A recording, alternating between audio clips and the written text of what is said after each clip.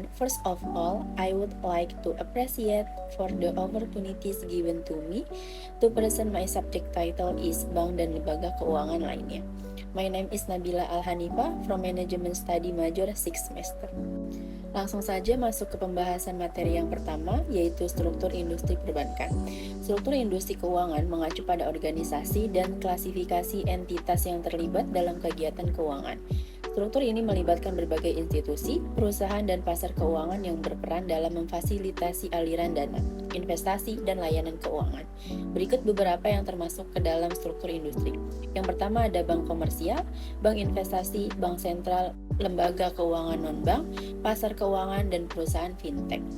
Struktur industri keuangan dapat bervariasi dari satu negara ke negara lainnya, tergantung pada faktor-faktor seperti regulasi pemerintah, perkembangan ekonomi, dan adopsi teknologi. Yang kedua ada manajemen resiko. Bagian manajemen resiko bertanggung jawab atas identifikasi, evaluasi, dan pengelolaan resiko yang terkait dengan aktivitas investasi. Ini termasuk resiko pasar, resiko kredit, resiko likuiditas, dan resiko operasional. Tim manajemen resiko mengembangkan strategi dan kebijakan untuk mengurangi resiko investasi dan menjaga keselamatan portofolio klien.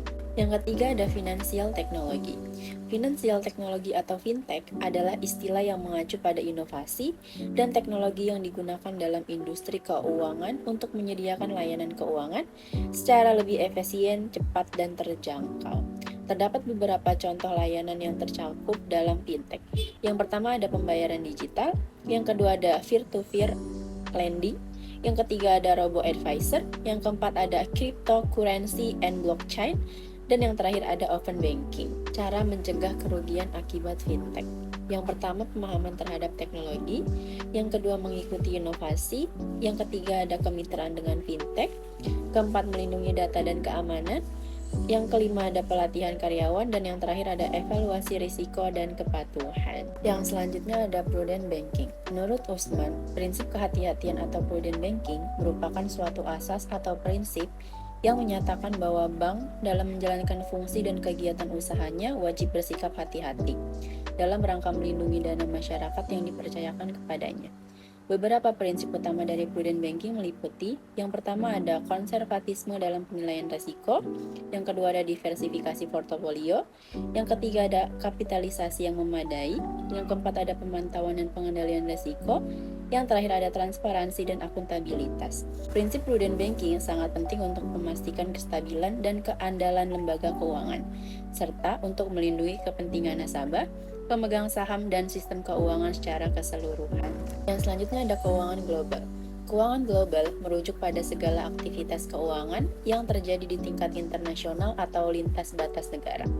Ini mencakup segala hal yang berkaitan dengan aliran uang, investasi, perdagangan, dan kegiatan keuangan lainnya yang melintasi batas-batas nasional. Beberapa contoh aktivitas keuangan global meliputi, yang pertama ada perdagangan internasional aktivitas, yang kedua ada pasar valuta asing atau forex, yang ketiga ada pasar keuangan global, dan yang terakhir ada investasi asing langsung.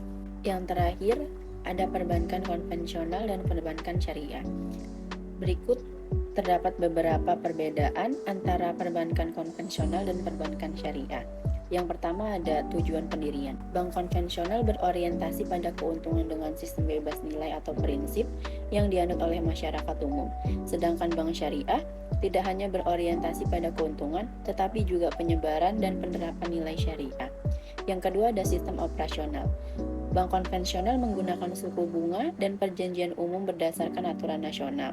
Sedangkan bank syariah tidak menerapkan bunga dalam transaksinya. Yang ketiga ada fungsi.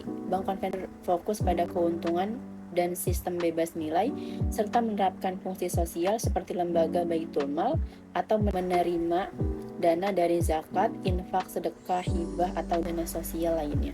Sedangkan bank syariah berfokus pada penunjang pelaksanaan pembangunan nasional dalam rangka meningkatkan keadilan, kebersamaan, dan pemerataan kesejahteraan rakyat. Selanjutnya ada perolehan keuntungan. Bank konvensional menggunakan sistem bunga dan keuntungan berdasarkan kesepakatan, sedangkan bank syariah menggunakan sistem bagi hasil dan keuntungan berdasarkan pembagian hasil. Yang terakhir ada pengawasan. Bank konvensional diawasi oleh lembaga pengawas perbankan yang berwenang sesuai dengan hukum formil negara, sedangkan bank syariah diawasi oleh lembaga pengawas perbankan yang berwenang sesuai dengan hukum Islam dan diatur oleh Fatwa Majelis Ulama Indonesia atau MUI.